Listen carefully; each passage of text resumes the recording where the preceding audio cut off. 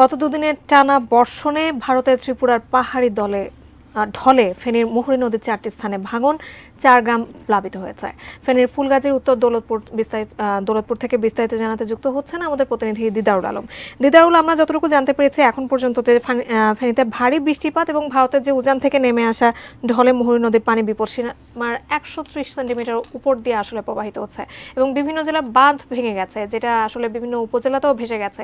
HSC যে পরীক্ষা এখন পর্যন্ত চলছে সেটা যতটুকু আমরা নিশ্চিত হয়েছে যে স্থগিত করা হয়েছে।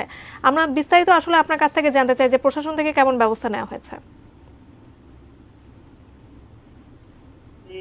ফেনীর ফুলগাজী উপজেলার দৌলতপুর ফুলগাজীর যে মুহুরী নদী, সেই মুহুরী নদীর 3টি পয়েন্টে ভাঙন আমরা দেখতে পেয়েছি এবং এই ভাঙন দিয়ে কিন্তু অনবরত পানি ঢুকছে এবং সেই পানি ঢুকে কিন্তু নিম্নাঞ্চল প্লাবিত হচ্ছে আমরা যেটি দেখতে পাচ্ছি। এর পাশাপাশি আপনি যেমনটা বলছিলেন, আসলে এই সম্প্রতি শুরু হওয়া এসএসসি পরীক্ষা কিন্তু ফেনীর আজকের এই বন্যা যে পরিস্থিতির যে অবনতি হয়েছে সে কারণে কিন্তু এই পরীক্ষা স্থগিত করা হয়েছে এবং দুটি উপজেলায় ফুলগাজী এবং পরশুরাম দুটি উপজেলায় কিন্তু 4টি কেন্দ্রের পরীক্ষা স্থগিত হয়েছে এবং এখন পর্যন্ত জেলা প্রশাসন থেকে বলা হয়েছে যে সকল এলাকা সেই পানিতে প্লাবিত হয়েছে এবং সেখানকার শুকনো খাবার পৌঁছানোর কথা ছিল, কিন্তু আমরা এখন পর্যন্ত কোথাও সেই শুকনো খাবার পৌঁছতে আমরা এখন পর্যন্ত দেখিনি। এর বাইরে কিন্তু প্রায় 10,000 মানুষের মতো পানিবন্দী রয়েছেন গ্রামে গ্রামে। এর পাশাপাশি বীজতলা ভেসে গেছে, মাছের ঢের ভেসে গেছে।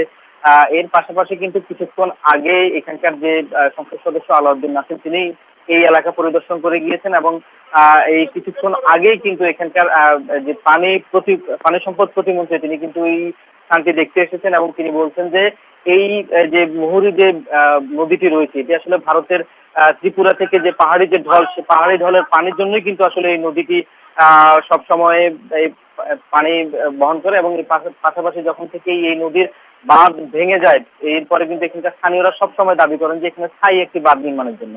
সেই স্থায়ী বাঁধ নির্মাণের জন্যই কিন্তু এখনকার যে পানি সম্পদ প্রতিমন্ত্রী ফেনী এসেছেন, তিনি এটি পর্যবেক্ষণ করবেন, দেখবেন, দেখার পরে আসলে এখানকার সিদ্ধান্ত হবে যে আসলে এখানে কিভাবে স্থায়ী বাঁধ নির্মাণ করা হবে এবং সেই নির্মাণের ব্যয় কেমন হবে এবং এটি কিভাবে নির্মাণ করবে সে বিষয়ে সিদ্ধান্ত গ্রহণ হবে। এটা কি এই ছিল আমাদের প্রতিনিধি।